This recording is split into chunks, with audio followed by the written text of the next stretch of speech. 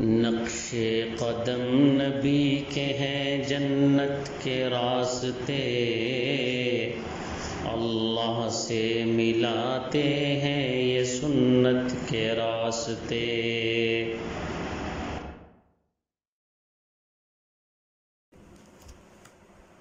السلام علیکم ورحمۃ اللہ وبرکاتہ۔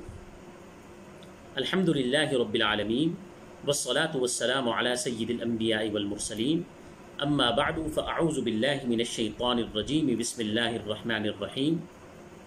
الحمد للہ آج ہم اپنا چھٹا سبق پڑھ رہے ہیں، اور اس سبق میں ہم لباس کے چیپٹر کو مکمل کرنے جا رہے ہیں۔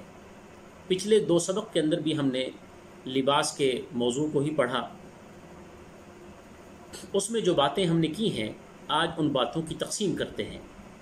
مثلا کہ ان باتوں میں کون سی باتیں فرض کا درجہ رکھتی ہیں اور کون سی باتیں سنت کا درجہ رکھتی ہیں۔ لباس کے اندر 4 باتیں فرض ہیں اور 6 باتیں سنت ہیں۔ 4 باتیں وہ کون کون سی ہیں؟ بہتر یہی ہے کہ ان چیزوں کو ہم اپنے نوٹ بک میں لکھ لیں تاکہ ہمیں یاد کرنے میں بھی آسانی رہے اور ہم اپنی عملی زندگی میں بھی ان کو نافذ کر سکیں۔ 4 چیزیں۔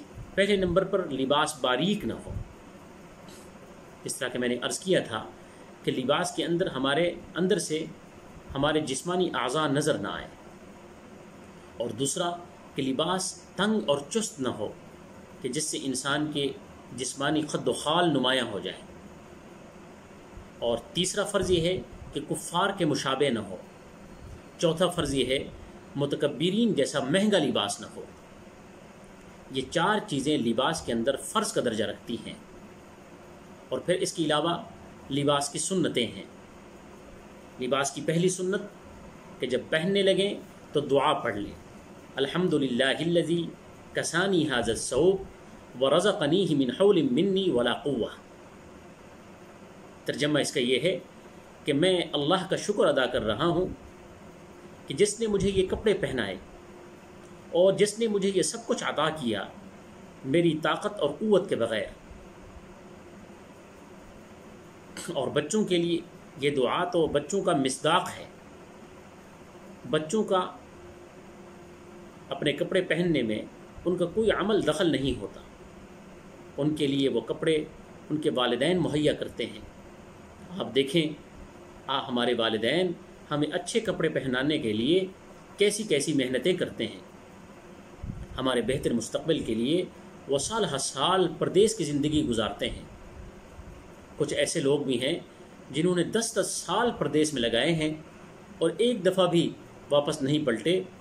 وہ اپنے بچوں کے مستقبل کے لیے، ہمیں اچھے کپڑے پہنانے کے لیے، ہمیں اچھی تعلیم دلانے کے لیے، ہمیں آسودہ زندگی دینے کے لیے وہ پردیس کی زندگی کاٹتے ہیں، وہ نوکریاں کرتے ہیں، وہ اپنے باس کی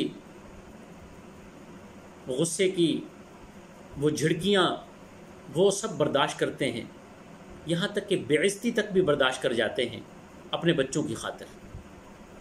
تو بچوں کا حق بنتا ہے جب بھی وہ لباس پہنے تو یہ دعا ضرور کریں، اس میں اللہ کا شکر ادا کریں کہ جس نے ہمیں یہ سارے یہ کپڑے پہنائے بغیر میری طاقت اور قوت کے۔ اور پھر اس کے بعد جب بھی انسان کپڑا پہنے تو دائیں طرف سے شروع کرے، یہ دوسری سنت ہے۔ قمیض پہن رہے ہیں تو پہلے دایاں بازو پھر بایاں بازو، شلوار پہن رہے ہیں تو پہلے بایاں پاؤں پھر دایاں پاؤں۔ پھر اسی طریقے سے حضور اقدس صلی اللہ علیہ وسلم نے جو کلر آپ کو پسند تھا وہ سفید تھا، باقی کلر بھی آپ نے زیب تن فرمائے لیکن سفید کو آپ زیادہ پسند فرماتے تھے۔ اس کی وجہ لکھی گئی ہے کہ سفید لباس کے اندر میل کچیل جلدی نظر آ جاتی ہے، اور جس آدمی کی طبیعت کے اندر نفاست ہو، نزاکت ہو، طبیعت زیادہ پاکیزگی کو پسند کرتی ہو، وہ ہلکی سی میل کچیل کو بھی برداشت نہیں کرتا۔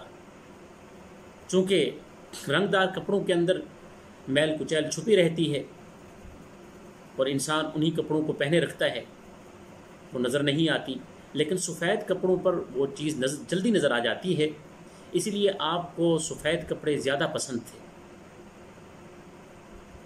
اور باقی آپ کا جبہ مبارک، اس کے بھی کئی رنگ، کالا جبہ بھی پہنا آپ نے، اور اسی طریقے سے گندمی رنگ کا جبہ بھی آپ زیب تن آپ نے فرمایا، اسی طریقے سے پگڑیاں بھی آپ کی مختلف کلر کی تھیں، آپ کالی پگڑی بھی استعمال فرماتے، آپ کے سبز پگڑی بھی بعض کتب حدیث کے اندر سبز پگڑی کا بھی حوالہ ملتا ہے، تو یہ دھاری دار چادر بھی آپ نے اپنے جسم پر ڈالی۔ تو عرض کر رہا تھا کہ کپڑوں میں آپ کو جو رنگ کلر پسند تھا وہ سفید تھا، اور اسی طریقے سے چوتھی سنت جو لباس کی ہے وہ یہ ہے کہ پاجامے یا ٹراؤزر کے جب انسان پہنے تو اس کے ٹخنے زہر ہونے چاہیے۔ حضور اقدس صلی اللہ علیہ وسلم نے فرمایا جو آدمی اپنے ٹخنے چھپاتا ہے وہ اللہ کی نظر رحمت سے محروم رہتا ہے۔ بچوں کے لیے تو اتنا ضروری نہیں ہے، لیکن 9-10 سال کے بچے اپنی عادت بنا لیں، کیونکہ بالغ ہونے کے فوراً بعد یہ چیز ان کے لیے لازمی ہو جاتی ہے۔ پھر اس کے بعد حضور اقدس صلی اللہ علیہ وسلم لباس میں جو آپ کی سنت ہے، یہ 5ویں سنت، آپ کرتے کو زیادہ پسند فرماتے تھے، اور کرتے کی جو لمبائی ہے وہ 2 لمبائیاں لکھی ہیں کہ ایک آپ کے کرتا ٹخنے کے قریب تھا، اور دوسری لمبائی کہ آپ موٹی پنڈلی تک آپ کا ٹخنا ہوا کرتا تھا، آپ کا کرتا ہوا کرتا تھا۔ تو ان 2 لمبائیوں میں ہمارے کرتے کی لمبائی ہونی چاہیے۔ جو اہل عرب ہیں وہ ٹخنے کے برابر پہنتے ہیں، جو ہمارے مشرقی علاقے کے مشائخ ہیں ان کے کرتے لمبے بھی ہوتے ہیں، اور موٹی پنڈلی تک بھی کرتا پہنا جاتا ہے۔ اور پھر آخری سنت جو 6ٹھی سنت ہے لباس کی کہ قمیص یا کرتا جب ہم اتاریں تو پہلے بایاں بازو نکالیں، پھر دایاں بازو نکالیں۔ تو یہ لباس کے اندر 6 سنتیں ہیں اور 4 فرض ہیں۔ امید ہے ہم اپنی زندگیوں میں ان ساری باتوں کو عملی طور پر نافذ کرنے کی کوشش کریں گے۔ اللہ تبارک و تعالی مجھے بھی توفیق عطا فرمائے اور آپ کو بھی توفیق عطا فرمائے۔ وآخر دعوانا ان الحمد للہ رب العالمین۔